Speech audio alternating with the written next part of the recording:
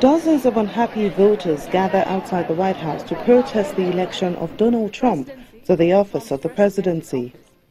After a surprising victory by the Republican businessman over his Democratic rival Hillary Clinton, demonstrators hold signs saying, "Not my president," and "Don't support a racist bigot." The protest was peaceful and attendees held a candlelight vigil as the sun went down. Not my president, not my president, not my president, not my president. In other parts of the U.S., thousands of protesters also expressed their anger as they thronged the streets of Midtown Manhattan. The protesters made their way to Trump Tower, Donald Trump's gilded home on Fifth Avenue, blasting his controversial campaign rhetoric about immigrants, Muslims, and other groups.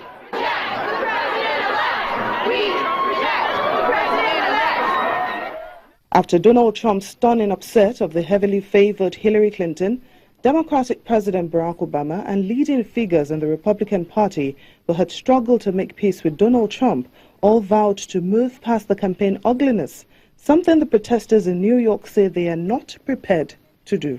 The New York protesters were not alone, as thousands of demonstrators marched in other U.S. cities like California and Seattle. Outside the United States, around 120 anti-racism campaigners demonstrated outside the U.S. Embassy in London.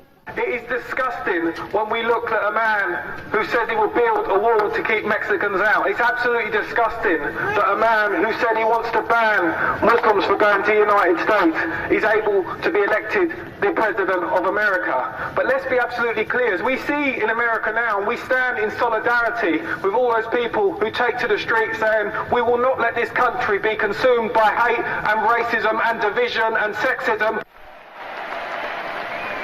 Trump's campaign promises have included building a wall along the U.S.-Mexico border to stop illegal crossings and to deport the estimated 11 million undocumented immigrants living in the United States. Love it. Love it.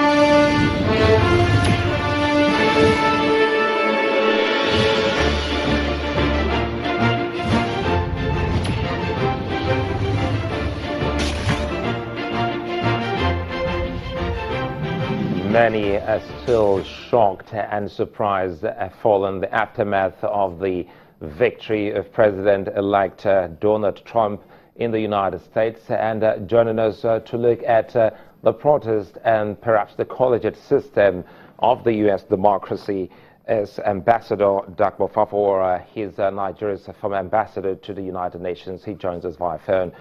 Good evening and thanks for joining us. Very quickly, tell us your thinking of the protest trailing the outcome of that election. Well, the coverage has been very good, and as far as the protests are concerned, I would say that it is totally unprecedented. I cannot recall any previous situations in which the outcome of an election led to such mass rioting.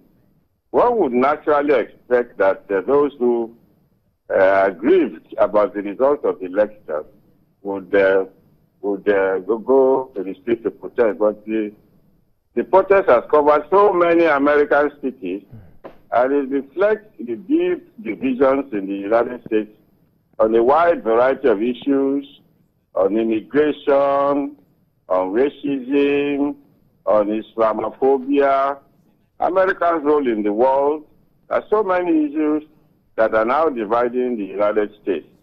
And one can only hope that within the next couple of days, America will return to normalcy.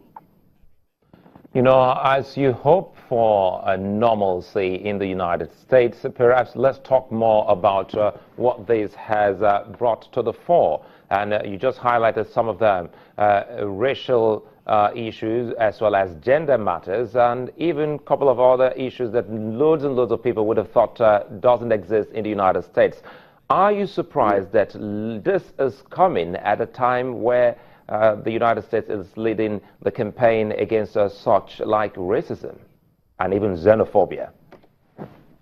I think America is now entering a new phase of isolationism. America's role in the world in the last decade or so has declined very sharply. They have a lot of domestic problems. And one would expect that for now, particularly under President Trump, who has little or no international experience, that the main focus of President Trump's administration will be on domestic affairs. It will take America a couple of years to settle down again, to resume his role as the leader of the free world. You know, talking about experience here, there is a new website that is already up from the Trump's campaign. I'm trying to look out for that website, and they are also asking for about 4,000 strong force to join them in working to see that many of his campaign promises come to fruition. Is that an indication that he doesn't have a ready team that will run along with him with all of those promises? Is that an indication that he doesn't have a ready? You have to come again. I didn't get that question. I'm saying President-elect Trump has a website up asking for about 4,000 applicants that are qualified to work with him in driving the campaign promises of his administration. Is that an indication that he doesn't have a ready, made or an available force that could help him drive some of these campaign promises he highlighted during the elections?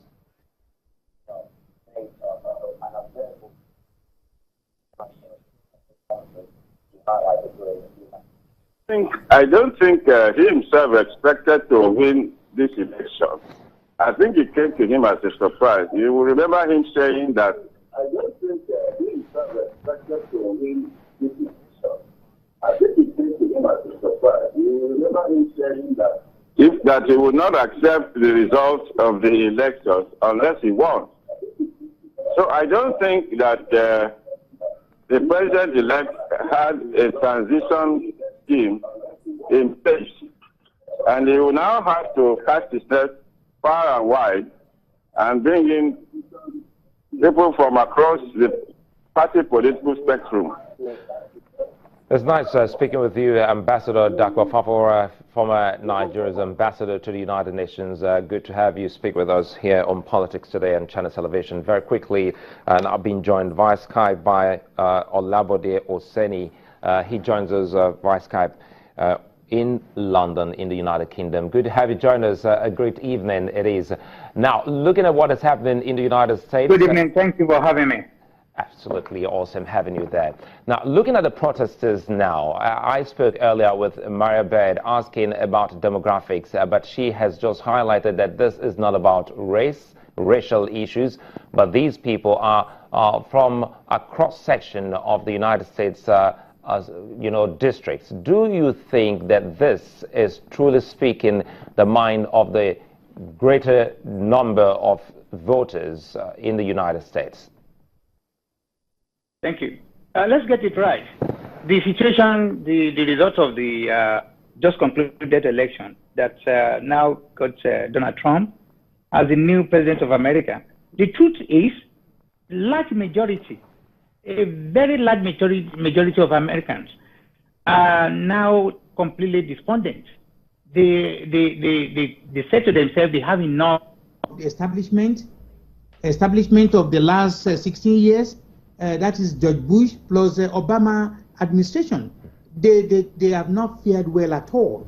They are very, very angry with the establishment, and that's why, I'll be very honest with you, that is one of the reasons why the establishment candidate Hillary Clinton was rejected. Let us be fair.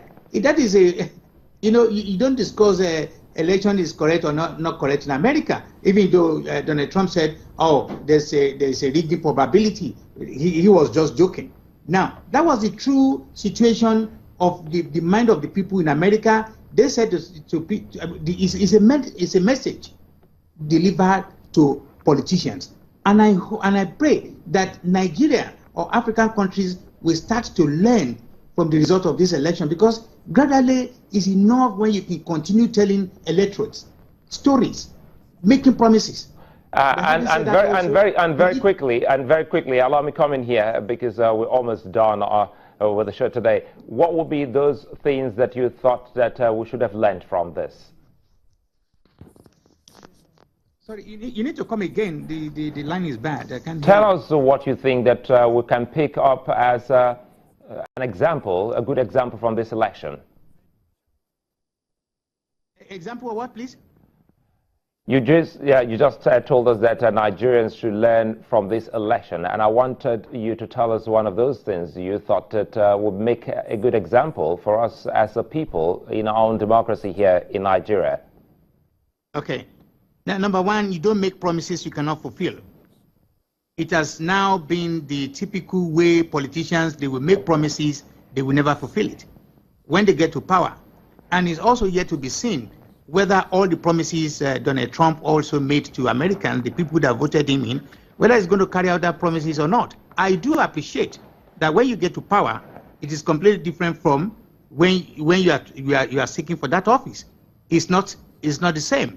But having said that, I find it difficult to believe that when you get to power, having all the tools, all the whatever it takes to rule, to govern, and you are not using it.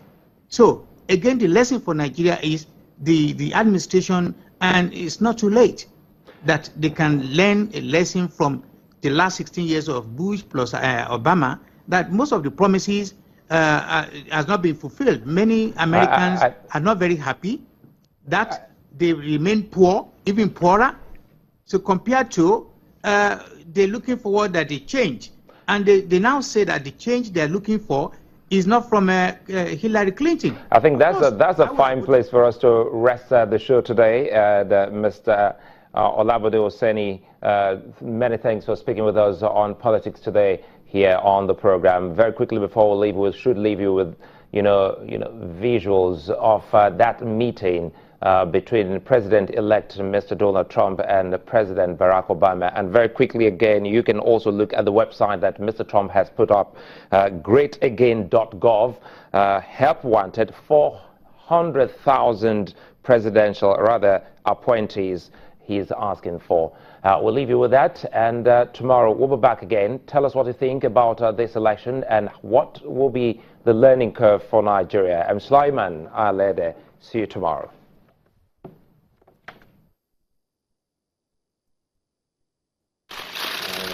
Michelle has had a chance to greet the incoming First Lady, and